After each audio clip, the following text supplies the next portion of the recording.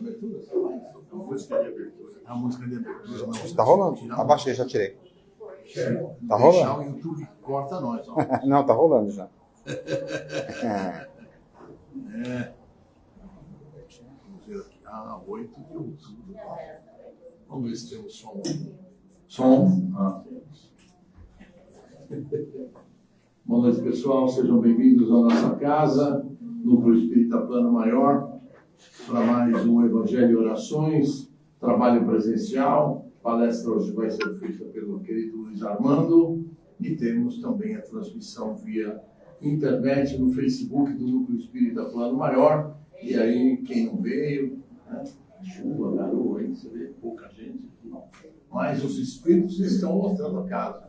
Vocês podem não ver, mas eles estão aqui aos batalhões, ouvindo, principalmente ouvindo a palestra do meu amigo aqui, que vai ser uma palestra, como sempre, brilhante. E nós, como não poderíamos deixar de ser, nesse 8 de outubro, uma quarta-feira, graças a Deus, com a companhia do Luiz Armando, que sempre nos acompanha, e já assumiu o compromisso para o ano que vem. Vocês pensaram que vocês iam se livrar dele? Não, ele vai continuar com a gente mais o ano inteiro. Se Deus quiser, se eu estiver encarnado, se não se incorpore. Isso, senão a gente incorpora e faz a palestra do mesmo jeito. Aqui eu ponho um médico aqui de incorporação, pega o melhor médico da casa, você incorpora e faz a palestra para nós, sem problema. Se Deus quiser. Então tá bom, gente, vamos lá fazer a nossa prece de abertura então. Nós vamos mentalizar o nosso querido Mestre Jesus, pedir a Ele que abençoe-nos nesta noite, que permita todas as correntes do plano maior da espiritualidade, principalmente as correntes médicas, Dr. Bezerra, Dr. Roberto Seabra, corrente azul, estarem aqui conosco, trazendo energias positivas, trazendo o amor, a paciência, envolvendo-nos com tudo aquilo que nós precisamos. E nós que aqui viemos em busca de um benefício para o nosso sofrimento, uma cura, uma estabilização emocional, uma cura espiritual, aqui alcançaremos hoje. Como disse o Mestre, a tua fé te salvará. E nós temos que ter fé, cada vez mais fé, em Jesus, no plano espiritual, na certeza de que vamos obter nesta noite uma grande melhoria para cada um de nós. Se não for possível a cura, o alívio das nossas dores, das nossas tensões emocionais, e para que nós possamos seguir o nosso caminho, nesta encarnação ainda, procurando resgatar as nossas dívidas, para que ao desencarnarmos estejamos numa condição melhor do que quando iniciamos. E que Deus Pai possa nos abençoar, nos iluminar agora e sempre. Que assim seja. Graças a Deus.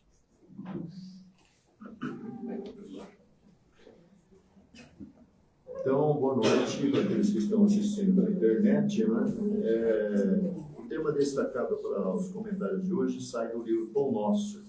É uma das obras que o Emmanuel construiu lá no século XX, ditando, através de Chico Xavier, interpretações dele a respeito de passagens do Novo Testamento. Não é? A mensagem de hoje destaca-se do Evangelho de João. Para aqueles que não sabem, o Evangelho de João foi construído mais ou menos 60 anos depois que Jesus já tinha morrido. João já tinha 93 anos, o que faz presumir que, como os próprios teólogos afirmam, o Evangelho de João é o Evangelho ditado pelo Espírito Santo. O Evangelho de João tem algumas peculiaridades. Uma delas é que ele foi escrito em grego, enquanto os outros foram escritos em outros idiomas. O grego se deve ao fato de que o João ele era, de uma certa forma, acompanhado, desde que no ano 68 da era cristã, saiu de Jerusalém em direção a Roma, porque o Espírito Santo, que era uma figura frequente nas reuniões, como nós já fazemos aqui hoje, e ele havia informado o João que era para ele realmente, vamos dizer assim, na linguagem moderna, da área, né, da linha, sumir, né, e ir na direção de Roma. Quando ele chega em Roma, que era o centro do poder, né, o Império Romano já tinha chegado ao sul da China, uma coisa assim impressionante, porque lá existem construções descobertas no século XX que mostram que os romanos tinham já estendido seus tentáculos até ali, né? Através de Júlio César, Roma se transformou num império poderosíssimo, dominando todo mundo, inclusive os judeus, que odiavam romanos, né, porque cobravam impostos. Então, na verdade, não podia cobrar caro e o judeu não vai pagar imposto. Então, na verdade, o que aconteceu foi que houve assim uma introdução do João na cultura lá romana. Consta que os cristãos se reuniam nas catacumbas, que eram os cemitérios, né, onde haviam lá as pregações da palavra. O João começou a fazer isso e a polícia descobriu, foi lá e deu uma enquadrada no João, prendeu o João, condenou à morte o João para ser morto, cozido num caldeirão de óleo de rícino, que era o óleo mais baratinho, para mostrar o desprezo que o romano tinha com essa história. Na verdade, tinha em relação ao judeu. E o que acontece é que o João estava já, segundo a descrição, que aí começa a fase misteriosa, já estava com as suas carnes se desprendendo do esqueleto, quando, na realidade, seus companheiros pediram o corpo para prepará-lo, porque judeu, islâmico, católico, todos eles têm um sistema de preparação. A gente descobre isso quando vai nos hospitais para fazer uma cirurgia, eles pedem para saber qual é a sua religião, porque se você está lá no meio do caminho, você vai ter, aliás, a família tem que ser informada para ver qual procedimento adotar. Cada um dos diferentes adeptos dessa ou daquela escola religiosa terá uma forma de preparação. Eu faço anualmente uma participação no culto ecumênico aqui na Unifesp e tem uma irmã lá que é médica e ela é islâmica. Então, conversando com ela, ela disse que os nossos irmãos islâmicos, eles não sabem o que é, mas sabem que naquele corpo que está móvel existe vida. Então, eles tomam o máximo cuidado. Tem que dar banho no corpo, ou lavar o corpo com água morna, para não causar tanto sofrimento, né? Porque alguma coisa tem ali, eles não sabem o que, porque também não querem, né? Que se abrir um pouco os olhos e tirar um pouco a intolerância religiosa e o preconceito religioso da frente, o Espiritismo tem informações suficientes para nos esclarecer exemplos eloquentes, inclusive de manifestações de judeus, como Roberto Muscati, como Hélio da Iquara, e entre muitos outros personagens de escolas budistas, escolas judaicas, né, que podem nos dar informações. Primeira coisa, até falava com a minha irmã há pouco aí, né, a primeira coisa que acontece é que os acontecimentos imprevisíveis aqui estão marcados para acontecer no mundo espiritual, como disse uma vozinha para sua neta, na beira de uma estrada, onde havia acontecido um acidente grave que determinou a morte da dona Laura Maria Machado Pinto, que suas duas filhinhas, o anfitrião, que ela estava na casa do pai de um amigo em Ribeirão Preto, e com a amiga, passando os últimos dias das férias de junho de 1982. E ali no local do acidente havia umas ambulâncias, na época não tinha resgate. E de lá saiu uma senhorinha que veio dizer que era a vovó Carmela, que ela se acalmasse, que eles iam, na realidade, estavam ali para socorrê-los e levou-os a um hospital na região de Franca. Né? Porque o plano espiritual não está a 500 quilômetros de distância, nem em outros planetas, está aqui mesmo, onde nós estamos. Nós acho que falamos, se aqui, acho que foi no sábado que eu vim aqui a última vez, e falei sobre a sobreposição de esferas espirituais, né? Onde nós estamos, existem outras realidades coexistindo conosco. Demos até 3 exemplos, o do Chico, o exemplo do Hilário Sistine, o exemplo da dona Ivone da Manuel Pereira. Bom, então o que acontece é que a mensagem de hoje é 151. E, na realidade, ela se baseia num versículo lá de João, onde, na verdade, o Emmanuel usa esse versículo para lembrar que quando a mensagem de Jesus começou a ser mais compreendida por aqueles que o seguiam, mostrando a responsabilidade que temos perante a vida, a maior parte dos caras foram dando por fora, né? Então, ficaram apenas os discípulos principais, E Jesus, diante dessa evasão, desse afastamento de todo mundo, pergunta se estão indo se retirar. E aí o Pedro fala assim, que na verdade não era possível fazer isso porque ele era realmente a pessoa que poderia orientá-los e ajudá-los. Como Jesus ainda faz hoje, né? Porque ele nos socorre numa casa como essa, através de vários espíritos que trabalham em seu nome, né? E que prestam serviços na área da saúde, na área do equilíbrio espiritual, na área da renovação das nossas próprias forças. E a gente, na semana passada, na quinta-feira, participávamos de um programa de web na Natal, que está estudando o Livro dos Espíritos. E existe uma parte dedicada a perguntas e respostas, né? As respostas é de quem está participando e as perguntas de quem está assistindo. E veio lá uma pergunta de Piracicaba muito interessante, de uma jovem, né? E ela, na realidade, fez uma pergunta que presumo que, em outra condição, talvez eu respondesse que não poderia responder porque não sabia.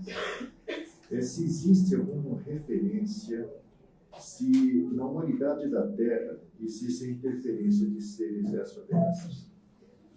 Parece assim uma pergunta boa, né? Mas aí a gente foi levado a buscar, sabe aonde? O livro mais antigo da nossa cultura, qual é? A Bíblia. E está lá na Bíblia. E a gente presta atenção na Bíblia, pelo menos alguns prestam, na segunda parte, que é o Novo Testamento. Mas o Antigo Testamento, ele tem, a começar, os 5 livros do judaísmo, que são o Torá, conhecido como Torá, que começa com Gênesis, depois vai para Números, vai para 5 livros. Então, na realidade, depois disso, os nossos irmãos hebreus, os judeus, acrescentaram justamente todo o conteúdo que eles achavam, os rabinos mais antigos achavam importantes. Porque quando, lá no ano 350, mais ou menos, era cristão, o bispo Damaso, que se tornou o primeiro papa, pediu para o Jerônimo, que era um convertido, para organizar a obra base da proposta cristã, católica. E ele, na realidade, pediu aos rabinos mais antigos que fizessem assim, uma coletânea das suas obras que eles consideravam importantes. Então, o Torá foi acrescido de um monte de relatos, não é? Escritos pelo Salomão, escritos por Davi, escritos por muitos outros, Daniel e muitos outros profetas, Isaías, né, que fez a previsão da vinda de Jesus 800 anos antes, né? E depois acrescentou lá o que ele conseguiu reunir dos escritos que haviam a respeito de Jesus. Porque nós temos que levar em consideração que não existia imprensa ainda, a imprensa do século XVI. Então tudo era na mão. Existiam os especialistas chamados escribas, e existiam os copistas que faziam multiplicações, mas não era da forma como nós imaginamos, porque tudo era muito caro, não existia papel também, porque o papel veio da China muito tempo depois, já no século XIII, né? Então era tudo na base do papiro, que era coisa, o pele de cabra, ou então uma coisa que eles construíram a partir de um elemento chamado papiro mesmo, né? Eles formavam o papel. Então era tudo escrito. Bom, voltando lá à conversa que deu origem a esse comentário, nós vamos chegar ao Gênesis. Gênesis é o primeiro livro do Torá e o primeiro livro da Bíblia. É a tentativa do Moisés de contar a história da origem da Terra, da humanidade que a habita. O professor Herculano Pires, que era aqui do século XX, morava no Dr. Bacelar, na Vila Mariana, o Delino Amorim, que fundou o Instituto de Cultura Espírita lá do Brasil, lá no Rio de Janeiro, eles defendiam a ideia de que sempre que a Terra vai passar por uma grande transformação, surge uma grande obra no campo da literatura. Então, se nós observarmos, a Bíblia, ela surge justamente no início de uma era, assim como o Evangelho vai surgir no início de outra. E o Livro dos Espíritos também. Por isso que o Kardec, lá no livro Evangelho segundo o Espiritismo, no primeiro capítulo, Não Vim Destruir a Lei, ele vai dizer que existiram 3 revelações importantes na história da humanidade. A primeira é a revelação de Moisés, não é? Que teria sido, segundo o nosso povos hoje, trazido à Terra para justamente fazer surgir a ideia do monoteísmo, da crença no único Deus, que é o que valia naquela época o monoteísmo. Então, tudo era Deus. Então, ele veio para sintetizar isso. Para facilitar a nossa aceitação disso, ele criou o Deus antropomórfico, um Deus parecido com a gente. Quando é o inverso, nós é que somos a imagem e semelhança dele essencialmente. Nós vamos chegar a essa condição de seres luminares ou de deuses, mas a custa de muita evolução ainda. Né? Então, na realidade, o Moisés, para organizar o seu livro Gênesis, a história da tentativa de construir a história da humanidade, ele supriu muita coisa que existia antes. E se nós olharmos um livro dos anos 50 chamado, título do livro, Da Bíblia aos Nossos Dias, nós vamos ver que o cara fez uma análise e mostrou que todas as informações que estão ali em Moisés, elas já eram conhecidas antes de ele aparecer. E se vocês tiverem curiosidade para confirmar o que eu estou falando, forem lá no livro Gênesis, no capítulo 4, versículo 6, no capítulo 6, versículo 4, e vocês vão encontrar uma coisa muito maluca, sabe qual é? Os sumerianos, que viviam no sul daquela região que nós conhecemos hoje como Oriente Médio, porque a Terra era dividida em Oriente e Ocidente. Aí os ingleses inventaram o Oriente Médio. Inventaram o Oriente Médio mais ou menos no século XX, metade, porque por causa do petróleo. Porque eles já visualizavam que o petróleo realmente seria um grande móvel do futuro. Não é? Então, na realidade, eles acabaram rateando aquilo lá, criando Emirados Árabes Unidos, Arábia Saudita, tudo isso é invenção. Não é? Porque o que vinha de antes, por exemplo, o Iraque de hoje foi a Suméria de ontem. A Suméria é considerada o povo mais antigo dos que constituem a humanidade da Terra. Eles começaram a se organizar como povo mais ou menos uns 8.000 anos antes do Cristo. Então, na realidade, eles se organizam e eles dizem que eles são filhos dos que vieram do céu. Que é aí a resposta que a Piracicabana queria. Porque eles falam, né, que houve um momento lá atrás, na organização desse povo, que eles eram fraquinhos, né? Eles são inventores da escrita, cuneiforme, eles são inventores da roda, eles são inventores da irrigação, e conheceu muito de agricultura. Agora, como é que aqueles caras, se fossem nativos da terra, podiam ter tanto desenvolvimento se não fosse uma influência de um povo mais desenvolvido? Então, eles contavam uma história, essa história do capítulo 6, versículo 4, está se repetindo em 4 livros do Antigo Testamento. No livro Números, por exemplo, está escrito lá. No livro, acho que de Ezequiel também está presente. Então, na realidade, os que vieram do céu, eles vieram um grupo de mais ou menos uns 300 indivíduos, e vieram de um planeta chamado Nibiru. E esse planeta estava passando por grandes problemas por causa do grande desenvolvimento tecnológico, que é mais ou menos o que está acontecendo na Terra agora, e nós sabemos muito, mas não usamos muito daquilo que sabemos para preservar a própria natureza, por exemplo. Não é? Porque tem recurso hoje para você revitalizar a natureza, só que nós estamos destruindo mata, estamos causando prejuízo danado na Terra, gerando poluição, que está mudando a temperatura do planeta do jeito que está, o clima está todo bagunçado. Mas isso é consequência da evolução. Lá estava com a mesma problema, naquela época, lá de 8.000 anos antes de Cristo.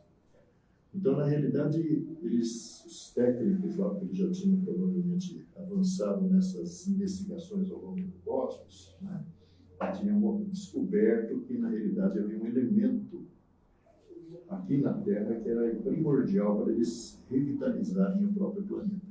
Então, eles mandaram 300 caras sobre a liderança de um cara chamado Anu, A-N-U. E quando chegaram aqui, começaram lá os cruzamentos de homens com mulheres da Terra, esses homens com mulheres da Terra, e deram origem a um povo chamado Anunnaki. E o povo Anunnaki, na realidade, o cruzamento de lá com os de cá, deram origem aos Nephilims, que é uma palavra hebraica que quer dizer gigantes. Então, na realidade, se vocês olharem lá no seu telefone celular, no seu Google, procurar na Baalbek, vocês vão encontrar ali na região do Oriente Médio, hoje, construções em cima de blocos de pedra de 20 metros de comprimento e peso de 1 tonelada, que não tem equipamento que consiga mover aquilo lá. Hoje, toda essa tecnologia que a gente ensina para os prédios, aí, fazendo essa suspensão de elementos que estão ajudando a construir mais rapidamente esses edifícios, não são capazes, juntando um monte, não conseguem aquilo. O peso equivalente a 3 Boeings, para vocês terem uma ideia de quanto pesa uma pedra dessa. E elas estão sobrepostas, mas elas não existem só lá naquela região, elas existem aqui na região do Peru. Pedras que foram sobrepostas em pesos assim absurdos, 800.000 quilos, e que não tem argamassa, não tem cimento, e não passa uma folha de papel ali. Então, elas devem ser resultado de uma civilização que existiu muito antes da civilização de que nós fazemos parte, e na realidade os Néfilins quer dizer gigantes. Mas provavelmente não são gigantes como nós imaginamos, mas aqueles tipo Golias. Vocês conhecem a história do Davi e Golias, né? Davi destruiu lá o grande bandido dos filisteus lá com uma pedrada na cabeça, né? Então, na realidade, a gente vê que já tivemos aqui na Terra muitos surtos evolutivos. Esse povo desaparece, porque sempre é assim. Quando nós olhamos um pouquinho a história, por exemplo, da Lemúria, que foi um continente que existiu no sul do Pacífico, na região ali próximo ao Japão, só sobraram algumas ilhas japonesas que foram disso. E eles foram a base, a origem de toda a raça de pele de cor amarela. Então toda a China é remanescente, todos os que são derivados ali daquela região, ao longo das eras que se seguiram, são descendentes dos lemurianos. A Ilha de Páscoa, com seus moais, o Havaí com as suas culturas, elas são remanescentes. Os nossos irmãos aborígenes da Oceania, né, que contém a Austrália e a Nova Zelândia, também são a mesma coisa, remanescentes dos lemurianos. É só estudar um pouquinho. O Emmanuel fala disso, não no livro A Caminho da Luz, mas numa entrevista que ele deu em 1955 para uma revista chamada Revista da LBV. Porque os espíritas da época estão muito preocupados com um cara chamado Ramatiz, um espírito que apareceu lá em Curitiba e estava fazendo prognósticos a respeito do futuro. Então, na realidade, eles foram lá, o Emmanuel, através do Chico, o Chico traz uma série de respostas que está hoje num livro que resgatou essa entrevista, chamado Sala de Visitas de Chico Xavier. Então, o Emmanuel vai dar outras informações que ele não deu no livro A Caminho da Luz, de 1938. O que ele disse lá em 1938? Ele falou sobre a evolução do planeta, desde seu surgimento, das humanidades que o caracterizaram, mas a partir da fase pós-Atlântida, pós-Demônio. Ele não falou nada de antes, que é isso que a Bíblia está guardando lá. Só que o Moisés, ele escrevia um monte de coisas. Porque a escrita cuneiforme, que foi inventada pelos sumerianos, ela na realidade preservou nos cilindros de barro, onde tudo era escrito, porque não existia papel, como eu falei, e quando os arqueólogos começaram a aprofundar as suas pesquisas, eles começaram a entender um pouquinho a significação daqueles símbolos e encontraram as informações que eu repassei aqui agora, os Anunnakis, os Néfilins, os gigantes e tudo mais. É uma cultura muito anterior, 8.000 anos antes de Cristo, 10.000 anos antes dos nossos dias. Né? Então, na realidade, a gente vê que a Terra é uma grande escola mesmo. Porque o próprio Emmanuel, em 1952, no livro intitulado O Roteiro, capítulo 9, intitulado O Grande Educandário, vai dizer que isso aqui é como um grande centro de estudos, né? É um MIP da vida, que desde a base lá do Prezinho até o curso de pós-graduação da pós-graduação. Dentro de cada uma dessas fases existem as salas de aula. As salas de aula, elas não contêm alunos que pensam tudo da mesma forma. Tem os interessados, tem os que não estão no meio, que estão no fundão, tem aqueles que estão no meio, não é? Então, na realidade, a combinação, tudo junto e misturado, hoje dizem, inclusive, que eu não sei, mas tem uma amiga que fez curso de matemática para dar aula numa escola, foi fazer estágio numa escola pública, fugiu, porque ela disse que não aguentou. E quando o professor chega na aula, ele gasta pelo menos uns 20 minutos para conseguir fazer o pessoal começar a prestar atenção. Então, uma aula tem 40 minutos e já foi metade e ninguém está a fim de aprender, infelizmente, cada vez menos. Dias atrás eu vi na televisão um programa que eu assisto de vez em quando, que a Grécia, que é um berço da cultura da humanidade, né? Ela, na realidade, hoje está fechando todas as escolas de nível básico, porque não tem alunos. Porque os jovens também não querem mais saber de ter filhos. Então, isso está causando um grande problema. O Estado está fechando as escolas. Tem alunos que têm que viajar 80 quilômetros para ter aquilo que a gente tem aqui na esquina de casa, né? E isso é um sintoma grave, porque isso já aconteceu na Alemanha. Porque o que acontece, eu tive lá na Alemanha, trabalho em 2000, 2005, a gente via lá que os nativos, os alemães mesmo, estavam cada vez mais escassos. A predominância lá na época de Angela Merkel, que era tratada lá, eram os refugiados. Tinha mais refugiado do que nativo, porque era alemão. Então, o governo alemão, daqui a 2 anos e até a Copa do Mundo, que o Brasil ganhou lá em 2002, então o governo alemão estava incentivando justamente os casais a terem filhos. Um iria trabalhar e o outro seria pago pelo governo para ficar em casa para construir uma família, para ter talvez a continuidade demográfica dos alemães. Então, vejamos as transformações pela que a sociedade humana está passando, não é? De uma forma sempre, de uma forma compulsória, exigindo talvez uma tomada de posição, né? O Brasil não enfrenta esse problema porque aqui é tudo junto, misturado mesmo. Aqui entra todo mundo, tem gente de todas as regiões da terra, não tem grandes dificuldades, né? Eu trabalhei 25 anos aqui no Brás e, na realidade, era dominado por pessoas ligadas aos povos ali do Oriente Médio, libanês, né? E hoje já é um outro grupo humano, racial, que está ali presente. Como aconteceu lá no começo do século XX, em São Paulo, né? Quando o Matarazzo começou a verticalizar a sua produção, criando fábricas para suprir as necessidades da anterior e da posterior, ele trouxe um grupo muito grande de italianos para cá.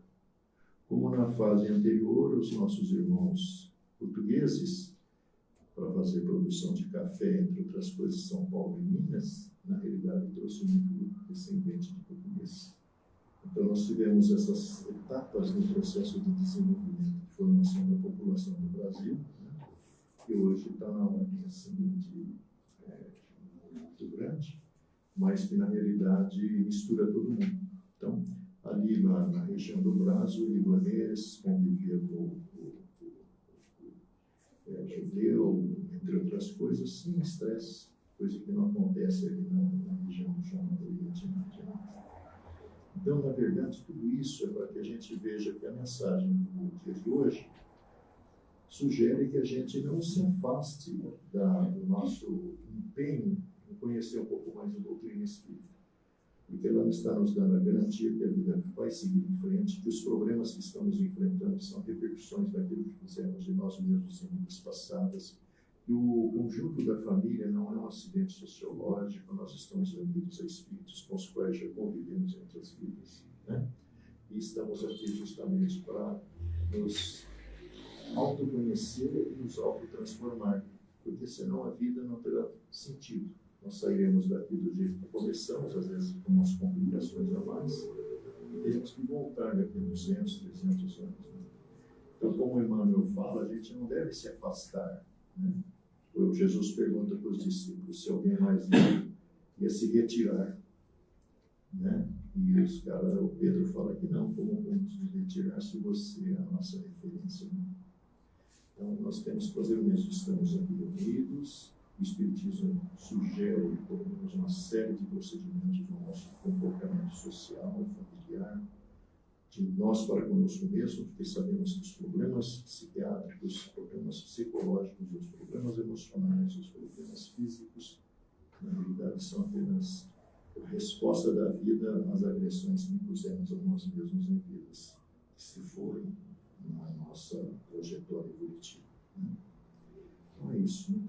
vocês. Espero que tenha sido útil.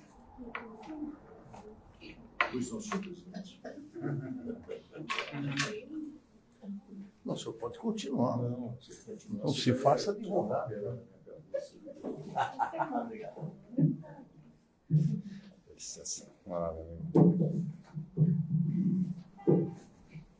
Então vamos lá, pessoal. Dando continuidade então ao nosso Evangelho e Orações de hoje, nós vamos buscar a nossa concentração, ligação com Jesus, o nosso Divino Mestre, com as correntes do plano maior da espiritualidade, para fazer as vibrações.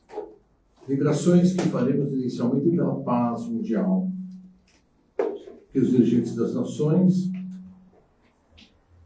encontrem através do diálogo, das negociações, a paz para todo o nosso planeta. Que possa haver a paz entre Israel e palestinos. Hamas, Hezbollah, possa ser posto um ponto final nessa luta. Sejam abertos novos corredores humanitários, com entrega de alimentação, entrega de medicamento, de água a todo o povo palestino. Vamos lembrar também pela paz entre Ucrânia e Rússia. Esta guerra que já dura 3 anos também possa encontrar um fim.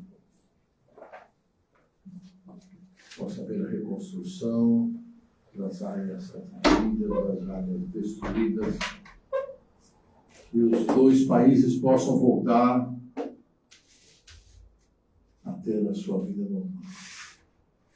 Vibremos também pelo nosso querido Brasil, que os nossos governantes, os nossos dirigentes possam encontrar, através das negociações, o caminho de crescimento para o nosso Brasil.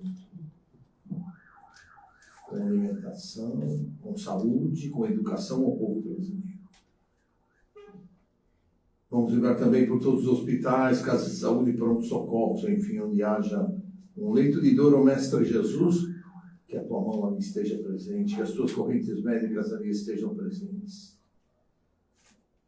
Doando energia, doando cura, levando alívio das dores a todos aqueles que se encontram nesses hospitais.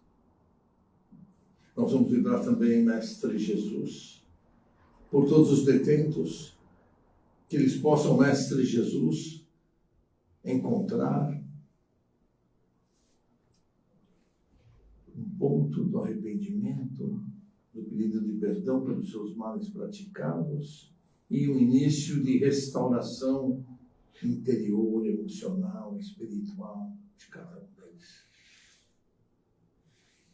Nós vamos lembrar também, Mestre Jesus, por todos aqueles que se encontram no umbral, no Vale das Trevas, Vale dos Suicidas, que as tuas caravanas socorristas possam ajudá-los, possam resgatá-los, encontrá-los, encaminhá-los às tuas colônias do plano maior da espiritualidade.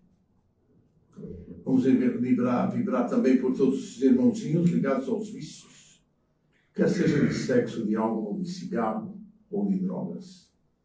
Mestre Jesus, que a tua luz ali se faça presente. O teu evangelho seja o norte para todos esses irmãos, para que eles se livrem dos seus vícios e comecem a seguir um novo caminho, com a seara bendita do Mestre Jesus. Vamos também vibrar, Mestre Jesus, pelas creches, pelos orfanatos, pelos asilos, pela juventude desajustada, pela velhice desamparada. Enfim, Mestre Jesus, cada um desses irmãos veja no teu exemplo o caminho a seguir nas suas jornadas, para que possam trilhar este caminho abençoado. Nós vamos vibrar também, Mestre Jesus, pela paz entre todas as religiões, por todos os lares em desarmonia, que nós possamos, Mestre Jesus, ter a tua luz em todos esses lares, limpando, esterilizando, trazendo a paz, o equilíbrio a todos aqueles que ali moram.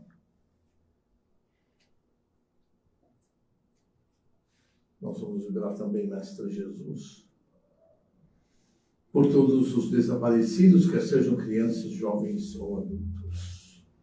Que as equipes de resgate possam ser intuídas do caminho a seguir e trazer de volta esses irmãos ao seio de suas famílias.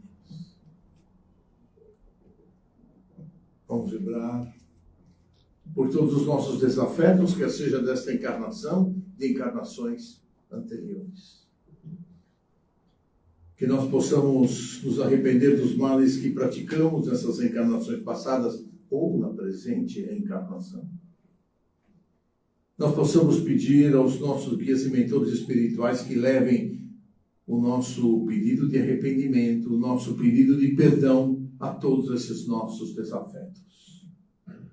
Como nos pediu Jesus, que sigamos para e passo com os nossos devedores, com os nossos inimigos, com os nossos cobradores, para que estejamos no plano espiritual, como seres equilibrados, vivendo irmãmente. Nós vamos vibrar também, Mestre Jesus, por todos os nossos parentes, amigos e irmãos. Viveremos também, Mestre Jesus, por todos aqueles que se encontram conosco nessa live de hoje, quer sejam assistindo-nos, ouvindo-nos, quer sejam com os seus nomes colocados no chat da nossa live de hoje. Que os seus problemas possam ser atendidos, as suas curas possam ser atendidas, que eles se restabeleçam, que eles possam seguir o seu caminho. E vamos lembrar também, Mestre Jesus,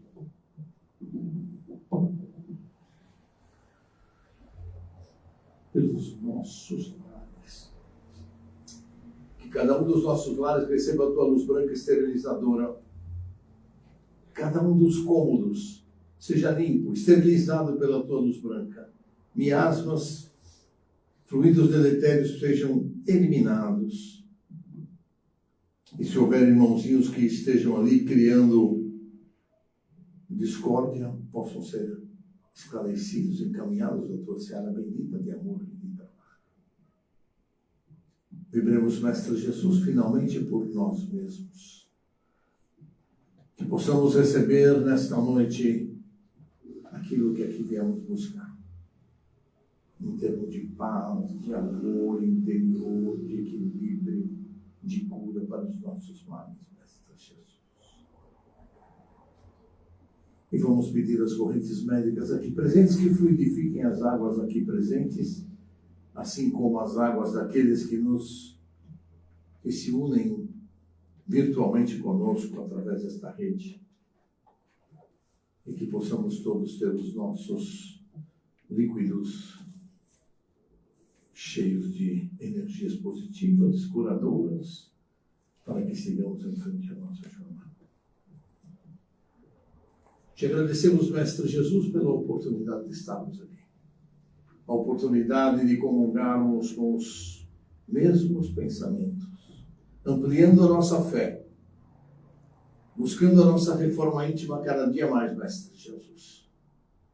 E sempre contando com a presença abençoada dessas correntes do plano maior da espiritualidade. Que Deus Pai nos abençoe, Deus Pai nos ilumine agora e sempre. Que assim seja, graças a Deus. Vamos nos nossos recadinhos, começando então pela cartela da sorte, a nossa rifa que temos aqui de R$5, que eu peço a vocês que nos ajudem para a gente poder encerrá-la. Temos alguns poucos números a mais só. Que 5 números, 10 números, não chega a 10. Mas temos aqui, se vocês puderem nos ajudar, a gente agradece. Temos o nosso bazar, como vocês sabem, no fundo da casa, saindo da sala de cromoterapia. Bazar que nos ajuda com as despesas das cestas básicas das 35 famílias que nós ajudamos mensalmente e também ajuda na manutenção da casa. Então, que vocês puderem nos ajudar, será sempre bem-vindo. Nas cestas básicas, como a gente falou, são 35 famílias. Aqueles que puderem trazer mantimentos não perecíveis para nos ajudar, só deixar com o Luiz lá no bazar. Ele recebe e depois faz a montagem das cestas básicas. Entrevista de orientação, sim, nós temos todas as quintas-feiras, a partir das 19 horas. E o Cláudio Miller está aí para atender vocês. Basta fazer com a Ana Paula a inscrição. E a Ana Paula vai anotar, passar o Cláudio Miller, ele vai estar esperando vocês amanhã para fazer essas entrevistas de orientação. A entrevista para que serve? Para que vocês tenham uma noção um pouco mais aprofundada da casa, tirem eventuais dúvidas, vejam que tipo de tratamento vocês querem passar dentro da nossa casa e, eventualmente, se tiver algum problema mais grave, possam passar no tratamento agendado de cura, que é no último sábado de cada mês. Mas para passar no tratamento de cura, é obrigatório passar na entrevista de triagem com o Cláudio. Né? Aí vocês podem fazer o agendamento aí. Tratamento de cura, como eu já falei, no último sábado de cada mês. Esse mês é dia 25, né, Reinaldo? Deixa eu ver aqui. Ou 25 ou 27.